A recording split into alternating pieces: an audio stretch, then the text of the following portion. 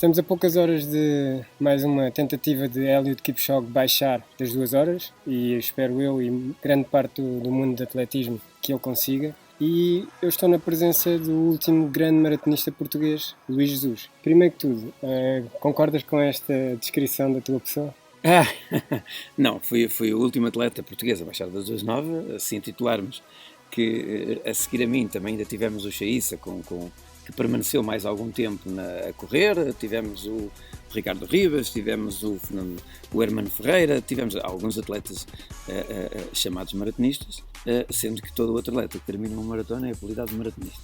Sim, em termos de marca. Em termos de marca, nós consideramos que realmente sempre que um atleta baixa das 2:10 já é considerado um bom feito para o nosso atletismo português. Efetivamente, baixar das 2:10 é uma grande barreira, pronto, e o Alberto Chaissa esteve ali próximo de mim, fez nos 9:20 e tal como o Hélder Ornelas também, e aí eu fui o último a baixar das 2:09. Tu correste as 2:08:55 em Paris, em 2006, a marca do Ornelas é de 2004. A seguir a ti, mais ninguém baixou das 2:11. Eu sei. Temos de recuar a 2009 para termos alguém a baixar das 2:12. Eu sei, de alguma forma, eu sei que não é fácil receber às vezes elogios. E a nossa humildade de quem fez essas marcas também é de alguma forma não se sentir os únicos, não se sentir assim tão especiais e também ser acompanhado de outras grandes figuras. E eu tinha-me esquecido, o Luís Feiteira foi outro dos atletas que também correu essas maratonas, e eu corri uma das minhas últimas maratonas, foi ao lado dele e ambos desistimos. Sobre a tentativa das 2 horas, sub 2 horas, tu acreditas que é possível? Sim, é possível porque nós temos alguns atletas e alguns empresários e alguns treinadores e algumas marcas que na verdade continuam a ter esperanças em melhorar as marcas, porque é isso que faz parte da evolução da modalidade, é isso que ela é assim tão rica. Eu pego aqui num dos nossos melhores exemplos, Cristiano Ronaldo. Todos os dias investe em si para continuar a ser o melhor do mundo, para se tornar aquela lenda que ele mesmo assim ainda tem o Messi sempre à pressão. 15 years, the same two guys in the same stage all the time. E se ele já não tivesse o Messi há 2 ou 3 anos, provavelmente agora ele se calhar até já tinha abandonado do futebol Mas eu verdadeiramente. conheci uma pessoa de atletismo que é amiga do Cristiano e diz que o Cristiano tem o objetivo de mostrar que é possível estar na alta condição até aos 40 anos. É possível. A minha marca foi feita em 2006, eu tinha precisamente 38 anos, o Carlos Lopes foi campeão aos 38 anos, o João Vieira ganhou agora esta medalha aos 42 anos. E o recorde do mundo do Carlos Lopes é em 85, por isso foi aos 39. Ou seja, se nós repararmos é possível. Nós já tivemos grandes figuras, mesmo os atletas, e olhamos, nós temos que ser sinceros. O Obiquelo, veterano, foi aos campeonatos da Europa e deu um brilharete.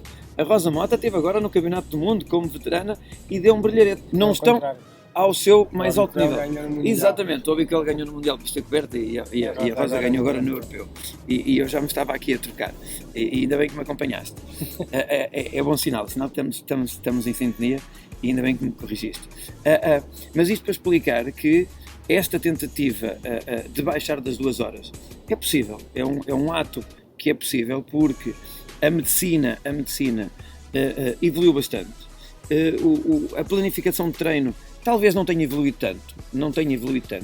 O que evolui mais é na verdade, as componentes paralelas ao próprio treino em si. Pois, porque os planos de treinos, eu lembro-me de, há 3 anos eu vi alguns planos de treinos teus e os tempos que tu fazias nas séries, e a NN, eles partiram uns treinos de vez em quando. 550 for 2K and 250 for 1K. E não fica muito longe do que tu fazias. Exatamente, é porque os melhores atletas portugueses serviram de modelo para o mundo inteiro. Não nos podemos esquecer que já o Lopes era o melhor do mundo, ainda os quenianos não eram falados sequer. Não nos podemos esquecer que os portugueses iam para estágio, para a Aldeia das Asteias. Eu lembro-me lá ver os melhores atletas franceses a estagiar na altura em que os portugueses iam passar. Se era coincidência ou não sei, mas na verdade é que muitos aprenderam. Lembro-me que grandes treinadores portugueses iam ao estrangeiro a dar palestras sobre treino e na verdade eram considerados alguns dos melhores treinadores do mundo. Não fugindo ao contexto da conversa, há que entender que ele vive um conjunto de fatores que os portugueses há algum tempo abandonaram. Há melhoria na medicina, o acompanhamento de fisioterapeutas, de fisiologistas, é uma realidade que não existia no teu tempo. Mas tu fizeste 2:8:55, o António Pinto 2:6:35, o Lopes 2:7:13 e mais tivemos o Manuel Matias, o Domingos Castro. Eu tive o prazer de conviver de perto, eu atravessei este não é um deserto, até pelo contrário, eu podia dizer que isto era uma Amazónia vivo, não como está hoje, mas uma Amazónia mais vivo, mais saudável, que é chegar quando o Carlos Lopes e o Fernando Amédio estão a abandonar e ouvir os episódios de treino deles e as exigências do professor Mário Muniz Pereira, passar pelas mãos do professor Fonseca Costa, onde estava um dos melhores maratonistas também de sempre, o quarto melhor maratonista de sempre, o Manuel Matias, que fez 2:8:38, e saber e sentir na pele o que é sofrer atrás do Manuel Matias, conviver com o grupo do Rafael Marques, com guerras, e também onde podemos incluir outros atletas do grupo do Maratona Clube Portugal, participar em vários treinos com o Domingos e o Dionísio, conviver de perto com o António Leitão, do António Pinto, histórias levadas da breca e no bom sentido, Sim. sentido de treino, e passar alguma azáfama, muitas das vezes nos treinos atrás dele, e sentir isto tudo e dizer que hoje O que é que difere dessa geração? é isso, hoje eu olho para os treinos e para os comentários que esta gente partilha os seus treinos e eu digo que se calhar aqui há dois fatores que saltam à vista. Acho que naquela altura havia um compromisso de responsabilidade mais sério com a modalidade. É a minha impressão. Segundo, havia um fator de grupo. Havia menos treinadores e havia mais companheiros de treino. Então, o grupo do Fonseca, o grupo do professor Muniz Pereira, o grupo do Rafael Marques, só em Lisboa havia logo estes grupos. No Porto havia o professor Pompílio Ferreira, havia o professor Assunção, havia o João Campos, havia a Sameiro. No Algarve havia o professor Lara Ramos, que era o mais identificado. E todo o atleta que brotava de qualquer flor a nível do país, para onde é que ele vinha? Para um destes grupos. Eram esses grupos que faziam com que é quase como um borrego ou um carneirinho pequenino que nasça, se ele estiver sozinho, ele funciona à maneira dele e progride à maneira dele. Se ele estiver junto a um rebanho, o pastor não precisa fazer nada, que ele segue atrás dos outros. E aqui é a tendência, se tu te juntares aos bons, tu és melhor do que eles. Se ficar sozinho, podes vir a ser bom, mas não és ótimo. Eu ouvi um jogador brasileiro que aprendeu com o Zico essa expressão de junta-te aos maus e vais ser pior que eles. Junta-te aos bons e vais ser melhor do que eles. Essa sempre foi a intenção, ou seja, não é por acaso que nas últimas 3 décadas nós tivemos os melhores atletas de sempre. Hoje temos escassez, principalmente no meio fundo. Hoje as nossas técnicas têm evoluído. E aqui o que acontece é que em Portugal deixámos de ter grupos extensos para passarmos a ter mais treinadores com atletas solitários. E eu enquanto na minha passagem como treinador, do Miguel Moreira, do Fábio Rebelo, do Adalberto, do Rafik, havia uma diferença, é que quando eu, e posso também passar aqui, fazer a passagem de quando tu ajudavas o Miguel Moreira. O Miguel Moreira treinou sozinho no estádio do Real Massamá e no Jardim de Queluz, e nós temos um exemplo. Era preciso vires fazer o treino com ele e fazeres de lebre nas séries para ele conseguir de alguma forma superar. Porquê? Porque já não tinha atletas envolventes que o apoiassem no treino. Porque ele atingiu um certo nível, o Fábio Rebelo foi para o estrangeiro, o Adalberto foi para o estrangeiro, e enquanto o que até ali era fácil produzir resultados no Miguel, passou a ser muito difícil. Porquê? Porque passou a estar sozinho e há ali uma certa desmotivação. Eu lembro-me aqueles 2:20 que eu tenho na fotografia do treino de 1000 metros com 2 cronómetros iguais. Tu e eu 2:20 ao mesmo tempo. Exatamente, 2:20. Por isso, isto só acontece porque na realidade nós desmontamos aqui uma da ferramenta que nós tínhamos, que era uma aparelhagem que consistia no treinador com vários atletas, porque hoje um atleta está melhor, amanhã o outro está menos bem disposto e vão-se compensando uns aos outros. Se há alguma razão, tu estás ali um bocado hoje, estás ali estás ali só a 80%. Mas se tens alguém que lá vai para a frente, os teus 80% são obrigados a passar a 85%. Eu lembro da minha melhor época nos 400 metros barreiras, eu tinha um colega que eu quando ia para os treinos sérios, eu vou matá-lo hoje. Pronto, matá-lo, exato, sim, mas era isso mesmo. Eu acho que neste momento, e se nós repararmos tanto no Norte como aqui em Lisboa, nós temos muitos atletas isolados a treinarem sozinhos. E depois repara que de onde saem os melhores atletas, se calhar é daqueles treinadores que têm 4, 5 atletas a treinar em grupo. No meio fundo, e é basicamente a especialidade que eu passei durante este tempo todo e o qual suporta o meu pensamento na relação de que é possível baixar das 2 horas, é possível baixar do 58 à meia maratona, é possível. E é possível porquê? Plano de treinos, métodos de treino, pouco têm variado. De vez em quando há uns artistas que inventam reduzir em muito o intervalo das séries. Mas é um modelo, são experiências e há alguns atletas que estão bem, mas a totalidade não. Já se chegou à conclusão que a totalidade também não é essa a verdade. Mas em contrapartida, a medicina avançou muito. O acompanhamento psicológico avançou, que é a fisiologia de esforço, também estes novos estudos com as traumatologias, a psicomotricidade, a biomecânica. Tu falaste que eu servi de lebre e quem serviu de lebre em grandes maratonas internacionais foste tu. E agora voltando aqui ao tema da maratona, há 21 anos atrás, pela primeira vez um atleta correu a maratona abaixo de 3 minutos o quilómetro, o Ronaldo da Costa. Depois em 2000, há 19 anos atrás, o Pinto corre exatamente a 3:00, agora eles querem correr a 2:50. Tu que já foste lebre, se te contratassem para fazeres lebre, quantos quilómetros tu garantias à organização? Neste momento as coisas são feitas ao contrário.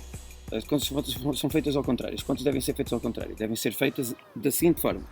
Na altura, quando eu fui contratado várias vezes para fazer lebre no Japão, Londres, e a necessidade era cumprir aquele objetivo. E tu preparas-te, enquanto atleta, contratado, com 3 meses, 4 meses de antecedência, porque realmente eu fiz muito poucas maratonas minhas. Eu acho que deveria ter investido mais, que é uma das razões também de se calhar não termos tantos atletas. É que nós somos um povo conservador e até no investimento somos conservadores. Eu não fui atleta ao acaso, não fiz 2:08 ao acaso. Só te vou dar um exemplo. Eu gastava já na altura, acima de 200 euros só em vitaminas por mês. Eu gastava 3 massagens por semana na altura. Eu lembro-me, enquanto os outros atletas suportavam uma massagem de 12 euros no Estado Nacional, eu suportava de 15 e 3 vezes por semana. Ou seja, eu cuidava de mim. Não, as marcas não aconteceram por acaso. É claro que é sempre, é como agora, nós podemos falar como é que se consegue correr a 2:50. Durante 42 km. É claro que quem tem 28,6 consegue correr a esse ritmo. Eu em 93 fiz 28,06. Em 93. Ou seja... Mas calma, o Kipchoge tem 26,40 aos 10. Sim, mas o grande problema aqui é encontrar a harmonia entre a fadiga e o ritmo de corrida. Quer dizer... Para um atleta... E aí entra a cabeça. A cabeça tem que estar num sítio. É assim, nós aqui neste caso deste atleta não pensamos na cabeça. A cabeça é que orienta as peças. Ou seja, a cabeça é o computador... Que porcentagem tu darias à parte psicológica numa maratona? Eu digo que a parte psicológica da maratona, a parte emocional, ela atua durante a preparação. Porque no dia, ela só tem que estar estável. Porquê? Porque durante 3 meses tu vais dizendo à tua mente, é mais um treino para este bolo. Tu tens de construir um puzzle. E se tu tiveres 300 dias de treino e tiveres 300 peças de puzzle, só tens que encaixar. Mas Luís, no dia da prova estamos a correr a um ritmo que durante mais tempo... Ora, é aqui que entra a parte racional. No dia da prova, tu só estás a correr ao ritmo para o qual treinaste. Existem mecanismos de avaliação em treino intervalado que te dá indicações de que com uma percentagem acima de X segundos por cada quilómetro, tu consegues fazer. Não pensem que ele vai correr a 2,50, que tem treinado a 2,50. Errem-se. Ele treinou a 2,40 e pouco. Os treinos que ele partilha anda a 2,50, mas é na altitude.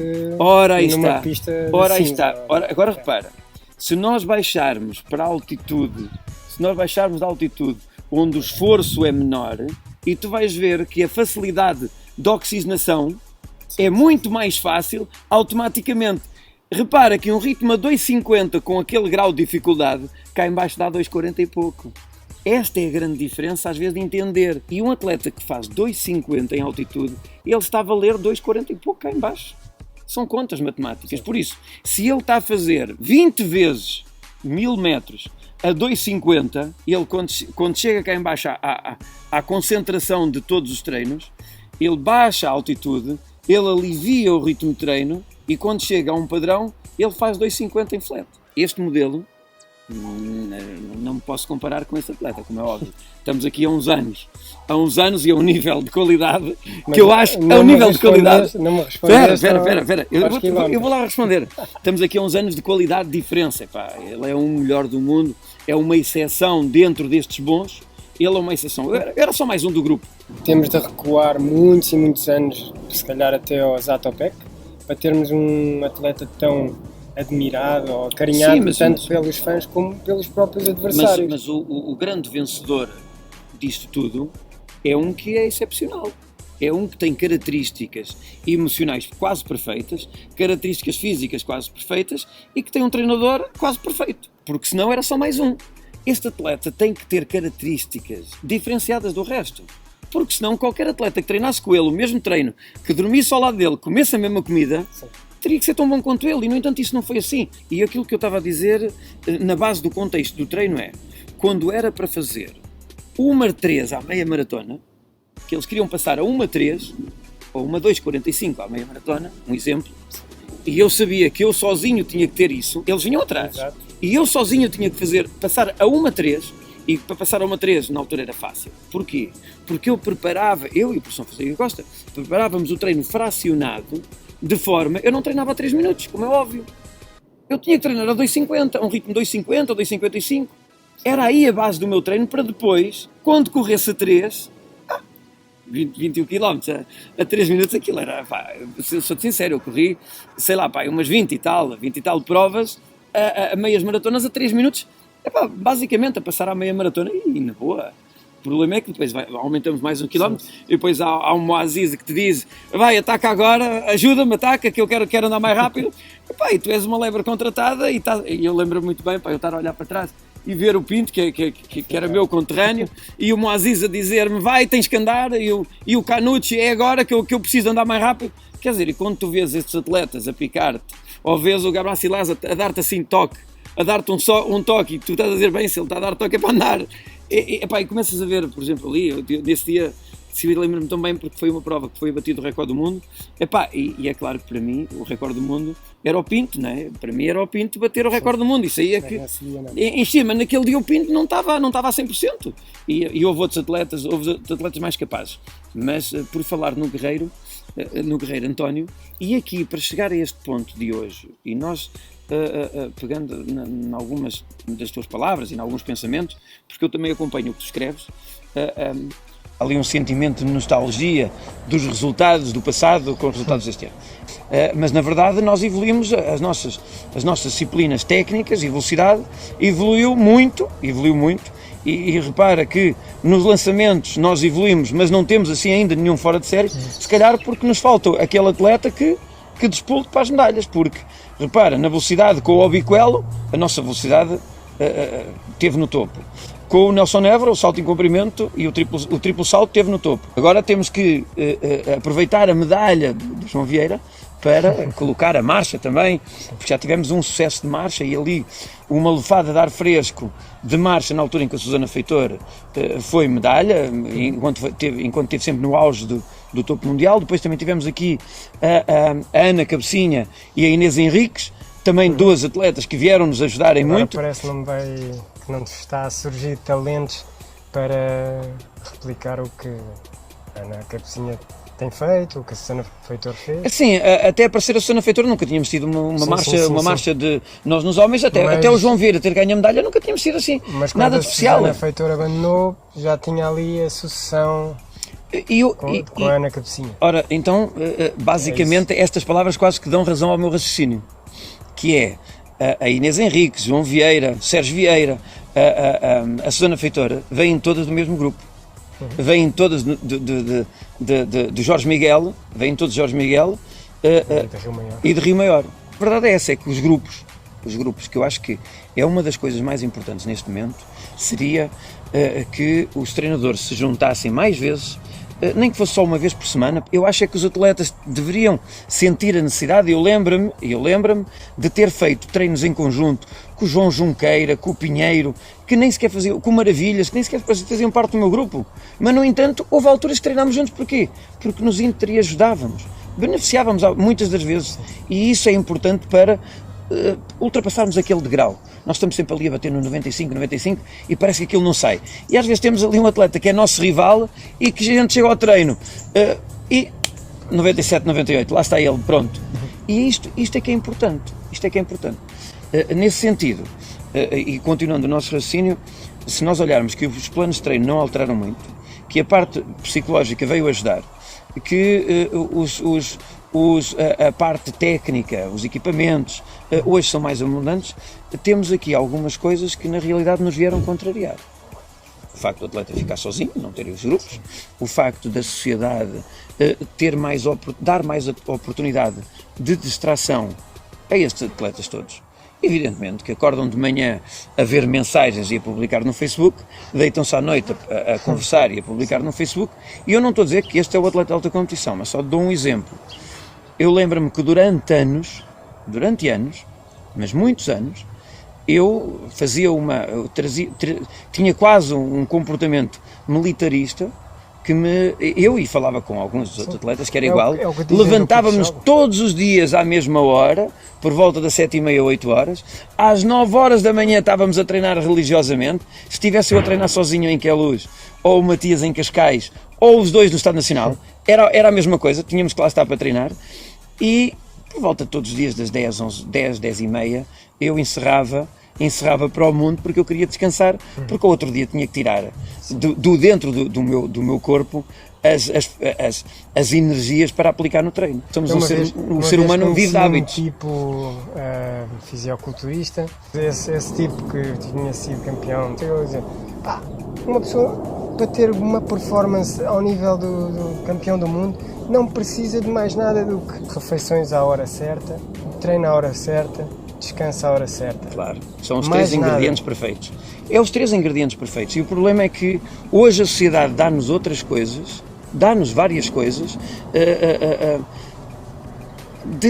que de alguma forma te facilitam a vida, não é? Mas que distraem do foco. Ora, claro, hoje em dia o atleta não tem tantas necessidades, automaticamente não necessita de se aplicar tanto na modalidade para conseguir olhar para o futuro e dizer assim, eu vou conseguir comprar uma casa, porque hoje os empréstimos, até aqui isto tem reflexo. Hoje qualquer pessoa pode pedir um empréstimo num banco para construir, qualquer pessoa, entre aspas, não é? Sim. Qualquer pessoa pode ter o seu carro, há empréstimos para tudo. Por isso, tudo isto até influencia no treino e na competição, porque o atleta hoje tem um mundo de facilidades que pode obter as coisas que ele quer sem ter que ser pelo facto de ser o melhor atleta. A experiência, pelo facto de ter sido treinador e dos atletas que se cruzaram comigo, levaram-me a refletir e a pensar, a dizer que por mais que tu queiras fabricar um atleta, depende só dele se tu vais ter sucesso como treinador ou não. Porque por mais que tu queiras, a vida do atleta só lhe diz respeito a ele. Está ali numa redoma e ao pensamento dele. Como muitas das vezes a vida pessoal entra em conflito com o treino, tu como treinador ficas limitado. Agora, para um atleta chegar ao pé de ti e dizer, eu quero ser treinado por ti. O problema é que eu, como treinador, neste momento, nunca ponho essa hipótese. De treinar, nunca ponho essa hipótese. Está fora de questão. Está fora de questão eu treinar. O que eu digo é, sempre que alguém me pede a mim para treinar, eu digo-lhe, junta-te a um grupo, escolhe um bom treinador, e a seguir obedece cegamente a que esse bom treinador diz. E esse treinador vai-lhe dizer, deitar cedo, comer bem, para ter força para treinar. Mas eu, quando vejo coisas sobre o Kipchoge, em que dizem que ele vive como um monge, rodeado de colegas, é um tipo muito rico, mas vive como se fosse um pobre, como se não tivesse nada, e toda a gente fica inspirado pelas ideias. E eu, ok, são ideias espetaculares, mas não são originais. Porque eu lembro quando tu treinavas a mim e ao Miguel, tu tinhas N vezes essa conversa. Essa conversa é uma conversa transversal. Os ideais para ser um bom atleta. Agora, há os ideais, mas e cumpri-los a 100%? Se calhar só há mesmo um atleta no mundo, o Kipchoge. Não, os atletas que acompanham o Kipchoge também fazem parte desse processo. Sim. A grande diferença é que ele, como eu disse há pouco, ele tem uma qualidade superior aos outros. Há aqui qualquer coisa diferente dos outros. Por isso, a ideia é transversal, ou seja, já é essa mensagem.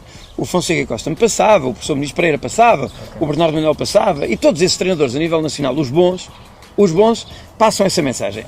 Os menos bons dizem uma vez por ano. O importante é ir alimentando esse processo de pensamento aos atletas, para que o atleta nunca se esqueça disso. Este descanso, e incluímos aqui um bom plano de treino, como é óbvio. Aqui, né, nesta panela dos ingredientes, quase como na sopa da pedra, há aqui uma coisa que é super importante, que é o descanso. Para tu estás descansado, tu não podes estar a treinar e estás preocupado com a construção da tua casa, se a piscina tem água suja ou não, se a relva está para cortar, se o IRS está para pagar, se o fulano tal precisa de ajuda para explicações, são muitos ses. Por isso, é que quando eu conversava com os meus colegas, era transversal. Enquanto eu for atleta, eu sou atleta. Enquanto eu estiver na minha bolha, com o pensamento de que vou lucrar com o atletismo no sentido lato da palavra, ou seja, lucrar financeiramente, porque na realidade eu estou a hipotecar aqui o meu futuro, porque depois o atletismo, a profissão deve ser difícil, porque todos nós sabemos que conciliar os estudos com a alta competição é muito difícil. Se alguém que se dedicou à alta competição toda a vida, há uma coisa que é importantíssima: ter algum conforto para quando deixar a carreira. Porque houve atletas medalhados que ficaram com a vida super sustentada. Ou seja, conseguiram ser inteligentes, juntar algum dinheiro, porque não tinham as outras preocupações. Juntavam dinheiro, juntavam aquilo numa caixinha debaixo do colchão e não tinham onde gastar. Porquê? Porque eles estavam ocupados a treinar. Estavam como um atleta africano que estava a viver com os outros atletas, então vão gastar em quê? Não têm tempo, eles não vão para o shopping. Um exemplo, são 200 dias a treinar para objetivos de uns jogos, objetivos daqui e da acolá, em que basicamente eles vivem em cativeiro, vivem na sua harmonia, vivem contentes, trabalham em objetivo comum. Existe certamente a maior das gratidões daqueles atletas que rodeiam o atleta africano, que agora vai tentar as 2 horas. Existe aqui um sentimento de gratidão extraordinário, porque ele não se autoajuda a si próprio, ele está a ajudar aquela gente toda, eles estão a ajudá-lo, mas ele também reconhece. Isto para dizer que nós, para sermos atletas, precisamos de alguns ingredientes para aumentar a nossa performance. Não é para aumentar o nosso luxo. Eu não preciso de ter um Mercedes para fazer 2,8. Até porque eu corria era com sapatilhas. Eu investia era nas massagens, nas vitaminas e nos sapatos. Por acaso, nos sapatos também, verdade seja dita, nunca comprei. Eu não comprei porque durante toda a minha carreira, desde que me lembro, desde 92, é que eu sempre fui patrocinado, por isso eu não me lembro de ter comprado um par de sapatos, nem roupa para vestir, para praticar. Porque depois também tens estas coisas, tens aqui uma série de coisas que te levam e incentivam a ser só mesmo atleta. Antigamente o atleta corria, investia, estamos a falar só do meio fundo, o atleta investia no meio fundo e sabia que era compensado financeiramente, ou na estrada ou noutras situações. Hoje, por mais que ele vá às provas de estrada, não tem dinheiro, porque os prémios são muito escassos, é raras as provas que deem algum dinheiro, que seja dignificante para o empenho de 3 meses de treino para um objetivo, e depois os clubes também não abundam para poder apoiar os atletas. E os atletas olham e dizem: vou investir no atletismo mais do que o que eu já invisto, então vou continuar aqui e não vou ter nada.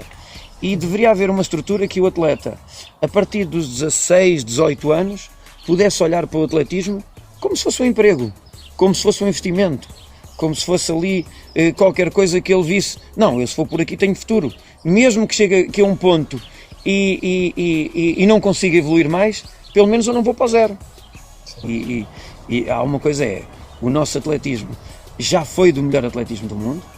Acho que se nós fizermos como fazemos nos vídeos, carregarmos no andar para trás e voltarmos para trás e se nós tivermos a vontade de colocar tudo como era há 30 anos nos planos de treino, nos modelos de treino, nos acompanhamentos, na forma como nós fazíamos o atletismo e de alguma forma protegermos os atletas e lhe darmos condições para que eles possam ver o atletismo como se calhar uma forma de futuro, nós se calhar conseguimos outros resultados.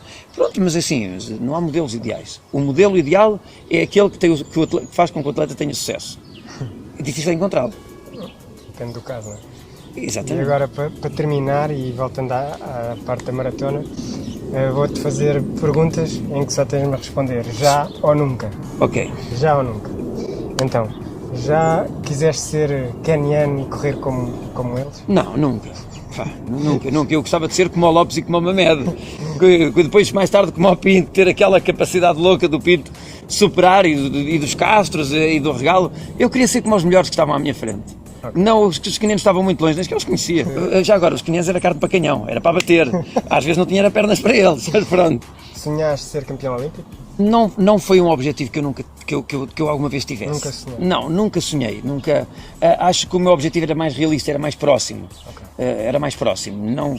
Eu sempre quis ser um bom atleta, sempre quis superar, sempre quis ganhar aos outros, mas eu fui uma vez aos Jogos Olímpicos, a Atlanta, e na realidade achei que eu já em relação a alguns portugueses, eu ficava atrás. Olhar para cima e dizer, gostava de ser ali. Não, é um objetivo que estava fora do meu alcance, mesmo a nível de sonho.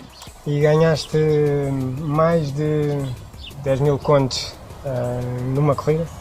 50 mil euros? Não, 50 mil euros não. Eu ganhei muitas vezes. Ganhei várias vezes 10 mil euros à volta disso com as maratonas. Já alguma vez ganhaste mais por ser lebre do que numa competição? Sim, claro. Ganhei bom dinheiro enquanto fui lebre no Japão.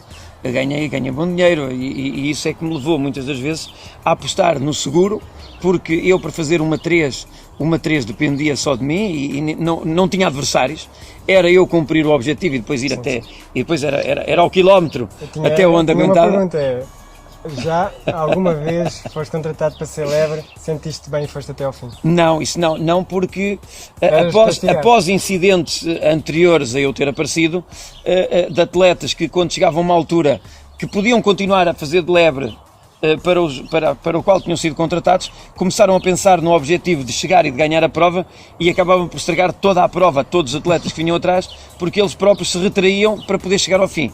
Pronto, e quando eu cheguei a fazer de lebre, uma das coisas que diziam logo é, meu caro amigo, aguentes até onde aguentares, e o ritmo é este até. Já alguma vez pensaste, fui o melhor, o mais completo meio fundista e fundista português?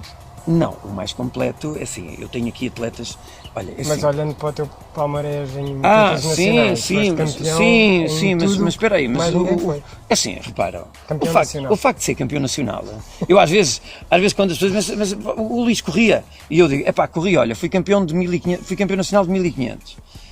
E ele disse, a sério? Sim, fui campeão nacional de 3.000 obstáculos. A sério? Fui campeão de 5.000. A sério?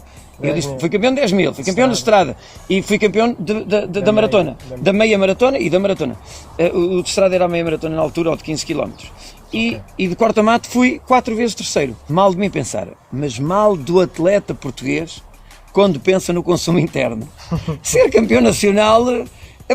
tem que ser um passo para um objetivo maior. Sim. Não é um passo final. É quase como algum atleta que diz, eu tenho que fazer mínimos para ir ao nacional. Eu dizia aos meus atletas, desculpem lá, vocês têm que fazer marca para ser os melhores nacionais. Por isso, este é o pensamento.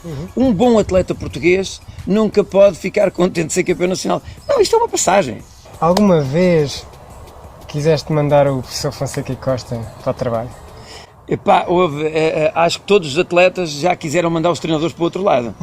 Então já. Não, eu lembro-me... Mas já quiseste, não mandaste, eu lembro-me em pensamento dizer muitas vezes ao treinador, professor, vai lá, lembro-me em pensamento mandar.